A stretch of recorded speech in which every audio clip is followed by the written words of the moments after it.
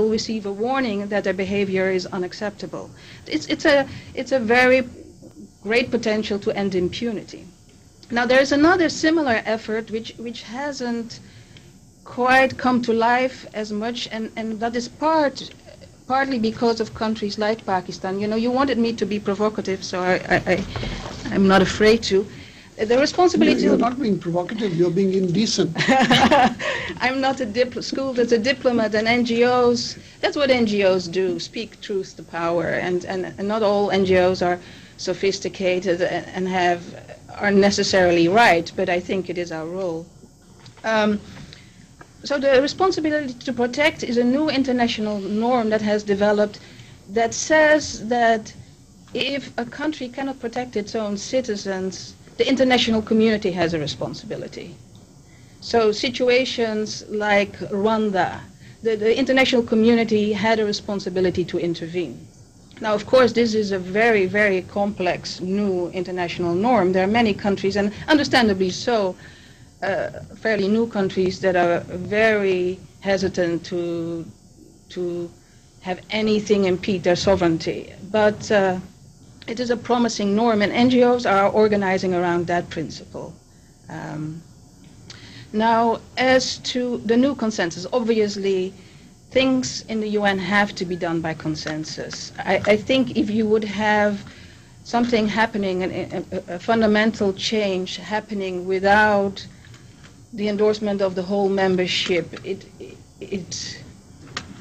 is not legitimate enough, and it is at risk. So, but how to reach that consensus? And I think NGOs play a role there. I think what we do in our reports on the Fifth Committee, for instance, this very powerful budget committee, we describe how the negotiations are going and which countries hold positions that make progress difficult. Who are the spoilers?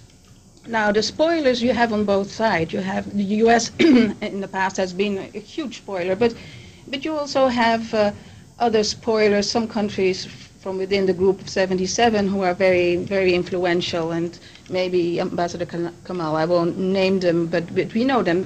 Probably between 5 and 10 countries sometimes seem to run the show within the Group of 77. This happens because such a large group of countries within the Group of 77 have very small missions. They don't have the capacity to follow all the negotiations, to get briefs from their capitals, to be on top of everything. So some of the bigger missions within that group have a bigger say.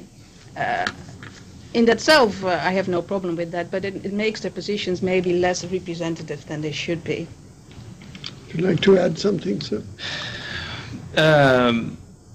No, but I think I'll build upon your what Ms. Schwartz said and talk a little about the questions that Ambassador Kamal raised about the UN being absent from major crises. Of course, nobody's arguing that that is not true, but it speaks to a basic problem of the United Nations. The United Nations is nothing but the sum of its member states, and that's the basic problem of the United Nations. These are all individual nations, countries pursuing their own interests. So when Ambassador Kamal talks about the P5 and what they do, I think it's important also to think about what other countries are doing, and they're all chasing their own fortune and their own interests. And we have a lot of countries there doing exactly the same. I know that the ambassador was involved in the 90s in the Security Council reform process, and he perhaps can tell us more about the battle between India and Pakistan over Security Council seats, which really highlighted the role of nation-state interests. I recently heard the former Italian ambassador, Paolo Fulci, who was in charge of the Italian mission in the 90s, talk about how they beat the Germans. And it was all about beating the Germans and stopping them from getting to the Security Council. So when you deal with these kind of things, it makes it obvious that that it's going to be very, very difficult for the world to come together because all the countries are chasing their own interests in the United Nations. I guess on a positive note with the crises, you've seen in Iraq that the UN is getting more and more involved. I'm not saying that they were not overruled the Security Council in 2003, but you have seen a growing involvement of the United Nations and the growing involvement of the use of the forum, the United Nations, I should say, in major conflicts. The UN, the Security Council, is part of the talks in the Middle East. But again, the UN is nothing but it's the sum of its member states. So if the member states decide they're not going to use the UN, then the UN will not be used as a forum for talks, and they'll use other fora. Thank you very much. We're going to shift to questions, and my understanding is that we are going to the Bergen Academy in Teterboro first. Is that a correct understanding? I'm addressing this question to Provost Scorza. We can't hear you. Hello? We will do two questions from Teterboro, Yes. then two questions from Hackensack, and then we will come to Metro Campus, Fairleigh Dickinson. For 4 questions. Correct. Okay. So shifting to Bergen Academy in Teterboro for 2 questions from that end. Over to you in Teterboro. Thank you very much for having us, and we have about 180 freshmen here listening to the teleconference. A lot of what you're discussing is complex, but we have some simple questions about what the UN does. We'll have some students come up to ask 2 questions in just a moment, so thank you.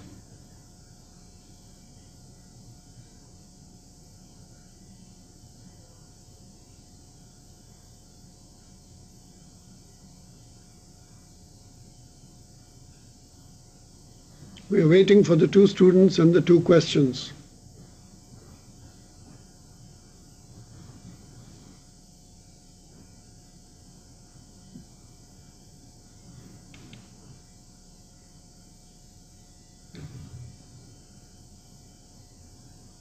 Now? Oh. Yes, go ahead. Speak slightly louder. Hi. My question is, what makes the UN such a unique job? Why is the UN so unique? Is that the question? No, wait. Never mind.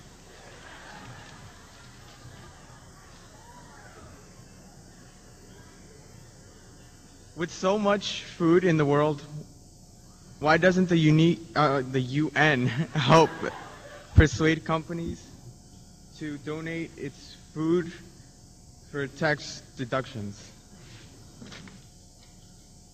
Okay, go ahead for the second question.